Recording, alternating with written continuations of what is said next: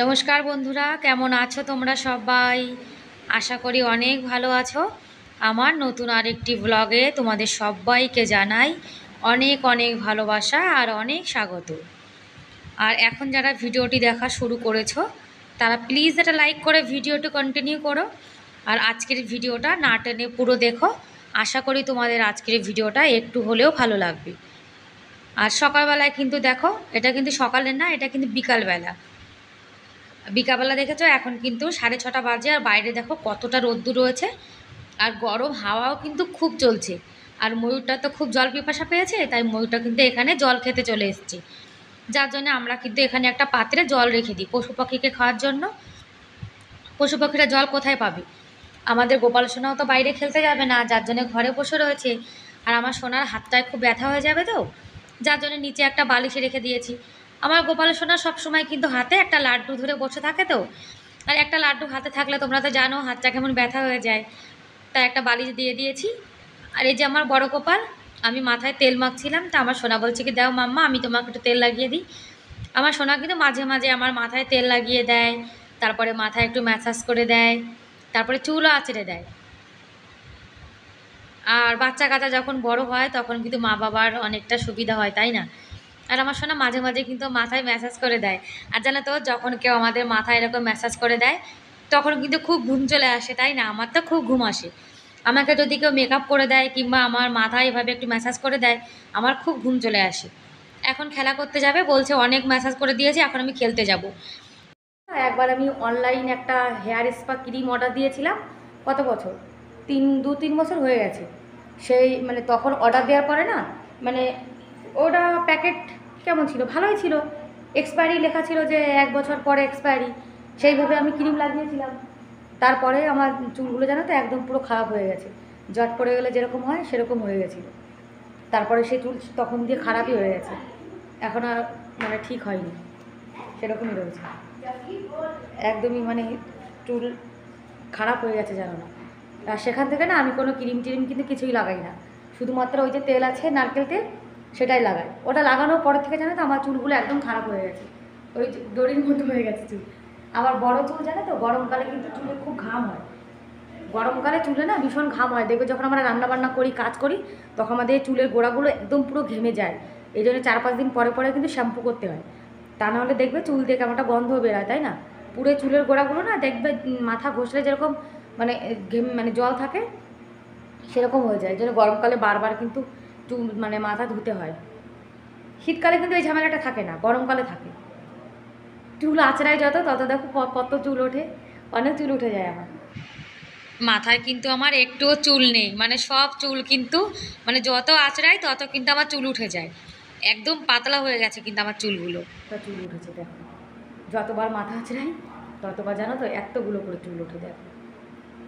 আর চুল উঠলে কিন্তু ফায়দাও আছে। চুলগুলো দিয়ে আমরা বাসন নিতে পারি, তারপরে আমাদের এখানে বাসনও দেয়, আবার জিরেও দেয়, কিন্তু আমি জিরে নিই না। এই জমিয়ে জমিয়ে রেখে দেবো, তারপর যখন অনেকগুলো চুল হবে তখন ওটা বাসন নিয়ে নেবো। চুলেরও কিন্তু অনেক দাম। আর একটা ড্র্যাগন ফ্লাই, ওই যে ফড়িং বলে না, সেই ফড়িংটা না মনে হয় শরীর খারাপ হয়েছে। ও অনেকক্ষণ থেকে আমাদের এই দেয়ালটায় কিন্তু বসে রয়েছে। তাই তোমাদের সঙ্গে শেয়ার করছি, এগুলোকে কিন্তু আমরা ছোটোবেলায় বলতাম রাজা ফড়িং। দেখো রাজা ফড়িংটা এখানে বসে রয়েছে। তারপরে দুপুরে যা জামা কাপড় ধুয়ে দিয়েছিলাম, আমার ছেলে আবার ওই গেঞ্জিটা যেটা পরেছিল সেটা খুলে রেখে অন্য একটা গেঞ্জি পরে তারপরে কিন্তু খেলতে গেছে। আমার ছেলের আবার কি লজ্জা জানো না, হাফ প্যান্ট পরে বাইরে খেলতে যায় না, তারপরে হাফ গেঞ্জি পরেও বাইরে খেলতে যাবে না, সব সময় ফুল প্যান্ট পরে যাবে। আর যে হাফ হাতার গেঞ্জিগুলো আছে না যেগুলো, সেগুলো পরে যায়। একদম ছোট হাতার যে গেঞ্জিগুলো সেগুলো পরে না। আমি বলছি, তুমি ছেলে মানুষ, তুমি যদি হাফ প্যান্ট পরে খেলতে যাও তাহলে কি হয়?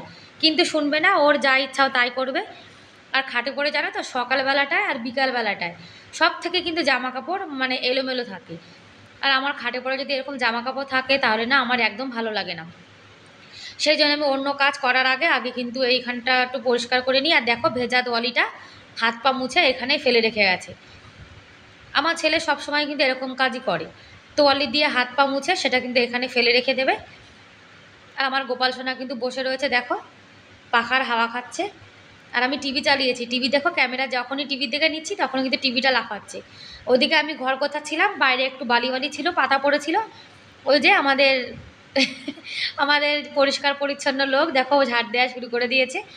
আর যখনই বউ কোনো কাজে ব্যস্ত থাকে আমার বর কিন্তু তখনই কাজবাজ করে ফেলে, মানে বসে থাকে না যে বউয়ের অপেক্ষায় বউ কখন আসবে একটা কাজ করবে। আর বাইরে দেখেছো এখন, বাইরে দেখো বিকালবেলার টাইমে এত গরম যে বাইরে একদম আসাই যাচ্ছে না, মনে হচ্ছে যেন গরম হাওয়া দিচ্ছে, কিন্তু বাইরে খুব গরম হাওয়া চলছে, বাইরের দিকে একদম যাওয়াই যাবে না। আর আমাদের দরজাটা যেন খুলে রাখলে রাস্তা দিয়ে কিন্তু সব আমাদের ঘরের ভেতরে দেখা যায়, যার জন্য দরজাটা না বন্ধ করে রেখে দিই। আর যে ডাব্বাগুলো সেদিন কিনে এনেছিলাম সেগুলো কিন্তু ধুয়ে জল শুকিয়ে রেখে দিয়েছি।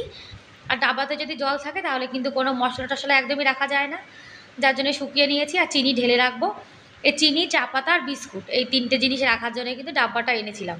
আর নিরামিষ যে পাত্রটা, আমাদের গোপাল সোনার মাঝে মাঝে একটু পায়েস টায়েস বানানো হয়, যার জন্য গোপাল সোনার জন্য আলাদা একটা ডাব্বা বানিয়ে রেখেছি। আর ঢালতে গিয়ে দেখো কতটা চিনি কিন্তু পড়ে গেছে। ওই যেটা কথায় আছে না, তাড়াতাড়ির কাজ হয় না, তাড়াতাড়ি কাজ আরও লেট বেশি হয় কিন্তু। আর আমি যখন কোনো কাজ তাড়াতাড়ি করতে যাই আমার কিন্তু এরকমই হয়। এই যে আমার ছোট্ট সংসারটা নিজের মতো করে ছোটোখাটো করে গুছিয়ে নিয়েছি। আর বন্ধুরা, তোমরা যারা ভিডিওটি দেখছো, তোমাদের যদি আজকের ভিডিওটা কোনো অংশে ভালো লেগে থাকে তাহলে প্লিজ এটা লাইক করে দিও। আর আমার চ্যানেলে তোমরা আজকে যারা নতুন আর আমার ভিডিওটি দেখছো, তোমরা চাইলে আমার চ্যানেলটিকে সাবস্ক্রাইব করে আমার এই ছোট্ট পরিবারের পাশে থাকতে পারো। আর যারা এই কাজটি করে দিয়েছো তাদেরকে অসংখ্য ধন্যবাদ। আর আমি জানি আমার যে দিদি ভাই, যে দাদা ভাই আমার ভিডিও দেখে, তারা কিন্তু সবসময় লাইক করে আমার ভিডিও দেখে। আর আজকে তোমরা যারা আমার ভিডিওটি দেখছো নতুন, তোমরা চাইলে আমাকে একটা কমেন্ট করতে পারো। কি বলো তো, কমেন্টে না করলে কিন্তু বোঝা যায় না যে কে কোথা থেকে ভিডিও দেখছে। আর তোমরা যদি ছোট্ট একটা কমেন্ট করতে পারো তাহলে কিন্তু আমিও তোমাদের ভিডিও দেখতে পারি আর তোমাদেরকে সাপোর্ট করতে পারি। আর রান্নাঘরটা দেখো আমি সুন্দর করে গুছিয়ে। আর আগে জানো তো, প্রথম প্রথম যখন আমি এসেছিলাম এখানে আমার কিন্তু কিছুই ছিল না। আমার বরেও একটা ছোট্ট কড়াই, একটা থালা, এরকমই একদম, জানো তো ব্যাচেলার লাইফে কেমন থাকে। তারপরে কিন্তু আমাদের গোপাল সোনার কৃপায় ধীরে ধীরে আমাদের যা আছে ভালোই হয়েছে। আর গোপাল সোনার কৃপা যদি না থাকতো তাহলে কিন্তু আমাদের সংসারে এই যে যেটুকু উন্নতি হয়েছে সেটা কিন্তু একদমই হতো না। ভগবানের কৃপা না থাকলে দেখবে কোনো দিন কিন্তু কোনো কিছুতে সফলতা পাওয়া যায় না। আর ওই যে বাইরে বসে রয়েছে, আমি ভাবছি একটু চা খাবো, এখনও কিন্তু সন্ধ্যা হয়নি। আর গরমকাল তো, এখন তো বেলা অনেক বড়, যার জন্য কিন্তু সন্ধ্যাটা অনেক দেরি করে হয়। 7টা 40-এর দিকে কিন্তু আমাদের এখানে সন্ধ্যা হয়। এখনও বাইরে কিন্তু ভালোই বেলা রয়েছে। আর একটু দুধ ছিল, ভাবলাম একটু দুধ চা বানিয়ে নিই। আর 1 কাপই বানিয়েছি, কেননা আমাদের ঘরে তো আর কেউ চা খায় না, তোমাদেরকে বলেছি। আর যতই লাল চা খাই, দুধ চা যতক্ষণ না খায় ততক্ষণ যেন তো আমার একদমই মানে ভালো লাগে না, যার জন্য মাঝে মাঝে কিন্তু চা বানাই। আর এখন চা খাবো আর সিরিয়াল দেখবো। আর আমার বর বলে কি গরমকাল, তার মধ্যে আবার গরম গরম চা খায়, পেটে ব্যথা হবে। কিন্তু কি করব বলো, এই নেশা মতো হয়ে গেছে। তারপরে চাটা খাওয়া হয়ে গেছে, এর মধ্যে কিন্তু সন্ধ্যা হয়ে গেছে, সন্ধ্যাটা দিয়ে দেবো। আর আমার ছেলে জানো তো এখনও কিন্তু খেলা করে আসেনি। ও সে কখন খেলা করতে গেছে, এখনও খেলা শেষ হয়নি ওর। স্কুল ছুটি থাকলে কিন্তু বাচ্চা কাচ্চা একদমই মানে বাড়ি থাকতে চায় না। বিকালের টাইম হলেই কিন্তু আমার ছেলে খেলা করতে যায়, 2 ঘন্টা হয়ে গেছে, এখনও কিন্তু খেলা করে আসেনি। এদিকে আমার বর দুধটা নিয়ে এসছে, এখন দুধটা গরম বসিয়ে দেবো। আর গরমকালে জানো তো, মানে কোনো গরম জিনিস তাড়াতাড়ি কিন্তু একদমই ঠান্ডা হয় না, যার জন্য দুধটা একটু আগে আগে গরম করে রেখে দেবো, তাহলে কুলারের সামনে রাখলে কিন্তু দুধটা ঠান্ডা হয়ে যাবে। আর আজকে আমি সন্ধ্যা থেকে রাত পর্যন্ত যেভাবে ঘরের কাজগুলো স্টেপ বাই স্টেপ গুছিয়ে কমপ্লিট করি সেটাই তোমাদের সঙ্গে শেয়ার করব। আর জানো তো বন্ধুরা, দুপুরের একটুখানি মানে মুসুরির ডাল আছে, আর রুটি বানাবো, আর গোপালের জন্য একটু অন্ন করব। আমার মা বলেছে গোপালের রান্নাকে ভাত বলতে, মানে গোপালের যে রান্না করি ভাত, আমি বলি তো ভাত রান্না করছি। আমার মা বলছে যে না, ভাত বলবি না, বলবি অন্ন বানাচ্ছি। তো আজ ঠিক আছে, তাহলে তাই বলবো। গোপালের জন্য অন্ন বানাবো। আর এদিকে আলু ভাজা বসিয়ে দিয়েছি, আজকে আলু ভাজা খাবে গোপাল রাত্রেবেলা, আলু ভাজা আর ভাত। এদিকে দুধটাও কিন্তু ঠান্ডা করে নিয়েছিলাম। আর দুধের জানো তো সরটা যদি ছেঁকে না দিই তাহলে কিন্তু আমার ছেলে একদমই খেতে চায় না। আর আমি কিন্তু আমার বরের সঙ্গে কি একটা যেন কথা বলছিলাম, ভুলে গেছি। এদিকে আলু ভাজাটাও কিন্তু হয়ে গেছে। আর আমার ছেলে জানো তো ডাল আলু ভাজা কিন্তু খেতে খুবই ভালোবাসে। তোমরা আজকে থাম্বনেলে দেখেছো, আমি বলেছি যে এই জিনিসটা বাড়িতে রাখার মানে হলো একটা মরা মানুষের রাখার সমান। হিন্দু বাড়িতে কিন্তু কখনো আটা মাখিয়ে, বিশেষ করে রাত্রিরে আটা মাখিয়ে কখনো কিন্তু ঘরে রাখতে নেই। আটা মাখিয়ে ঘরে রাখা মানে হলো একটা মরা মানুষকে ঘরে রাখার সমান। ওই যে যারা কথা করে, যারা কীর্তন করে, তারা কিন্তু বলেছে। আর যেদিন থেকে আমি শুনেছি যে আটা মাখিয়ে কোনো দিন রাত্রিরে ঘরে রাখতে নেই, সেদিন থেকে কিন্তু আমি কোনো দিন আটা মাখিয়ে কিন্তু ঘরে রাখি না। যদি আমার একটুখানি আটা থেকেও যায় আমি কিন্তু ফেলে দিই, তবুও ঘরে রাখি না। আর যদি আমরা কোনো জিনিস একবার জানি, জানার পরে দেখবে সেই কাজটা করতে কিন্তু আমাদের একদমই ভালো লাগে না। যেদিন থেকে বলেছে যে আটা মাখিয়ে ঘরে রাখার মানে হলো মরা রাখার সমান, সেদিন থেকে আমি কিন্তু ভুলেও রাখি না। আর যাদের রুটি গোল হয় না তাদেরকে বলবো তোমরা লেচিটা এরকম হাতে সুন্দর করে গোল করে চ্যাপ্টা করে নেবে, তাহলে দেখবে রুটি বেলার সময় কিন্তু রুটিটা ভালো গোল হবে। আর আমি একটা বক্সে কিন্তু রুটি মানে বেলার সময় যে এক্সট্রা আটা লাগে আমাদের, সেটা কিন্তু আলাদা একটা বক্সে রেখে দিই আমি। আর রুটি জানো তো আগে কিন্তু আমার একদমই গোল হতো না, আর রুটি বানাতেই পারতাম না আগে, আর এখন কিন্তু ধীরে ধীরে বানাতে বানাতে সবই শিখে গেছি। আর কি জানো তো, আমরা মেয়েরা যখন থেকে সংসারে আসি তখন থেকে ধীরে ধীরে সব কাজ কিন্তু আমরা শিখেই যাই, আমাদের কিন্তু কেউ শেখায় না, এটা আমরা মেয়েরা কিন্তু আপনে আপনি শিখে যাই, তাই না? আর অনেক দিন হয়ে গেছে রাত্রে জানো তো একদমই রুটি খাওয়া হচ্ছে না। ওই যে প্রত্যেক দিন ভাত খাওয়া হচ্ছে, আর ভাত জানো তো প্রত্যেক দিনই মানে 3 বেলা কিন্তু একদম ভাত ভালো লাগে না। এক টাইম কিন্তু রুটি খেতেই হয়, আর রুটি যদি আমি একবেলা না খাই তাহলে না আমার একদম ভালো লাগে না, বিশেষ করে রাত্রেবেলায়।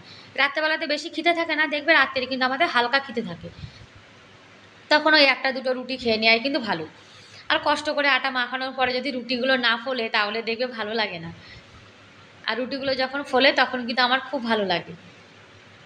আর রুটি খেতে খেতে জানো তো এখন এমন অভ্যাস হয়ে গেছে, রুটি রাত্রে না খেলে আমার একদম ভালো লাগে না। আর রুটি কিন্তু বানিয়ে নিয়েছি, আমার ছেলে ভাত খাবে, রুটি খাবে না, আর আমরা দুজন রুটি খাবো। এই যে আলু ভাজা, একটু লঙ্কার আচার, মুসুরির ডাল, এটা আমাদের রাত্রের একদম হালকা খাবার দাবার। আর আমার ভিডিওতে কিন্তু তোমরা নিরামিষ খাবার দাবারই দেখতে পারবে। আর এখন তো গরমকাল চলে এসছে, আর পাখা ছাড়া তো খাওয়া দাওয়া একদমই করা যাবে না, যার জন্য এই ঘরের মধ্যে না রুটি সব নিয়ে এসেছি, এখানে পাখার হয় বসে বসে খেয়ে নেব। আর আমার ছেলে বলছে মাম্মা তুমি আমার ভিডিও বানাবে না, যার জন্য ও কিন্তু দূরে বসে রয়েছে। আর আজকের ভিডিওটা কেমন লাগলো তোমরা কিন্তু কমেন্ট করে অবশ্যই জানাবে, ঠিক আছে? এদিকে বাসন টাসন ধুয়ে নিয়েছি, রান্নাঘরটাও কিন্তু গুছিয়ে নিয়েছি, আর রাত্রিরে কিন্তু রান্নাঘরটা গুছিয়ে রেখে দিই। আর এই অল্প কটা ভাত ছিল, পান্তা ভাত বানিয়ে দিয়েছি। আর গরমে জানো তো সকালে পান্তা ভাত খেতে কিন্তু খুব ভালো লাগে। আর একটু ছোলাও ভিজিয়ে দিয়েছে আমার বর, সকালে খাবে যার জন্য। ব্যাস বন্ধুরা, আজকের মতো এ পর্যন্তই, বাই বাই।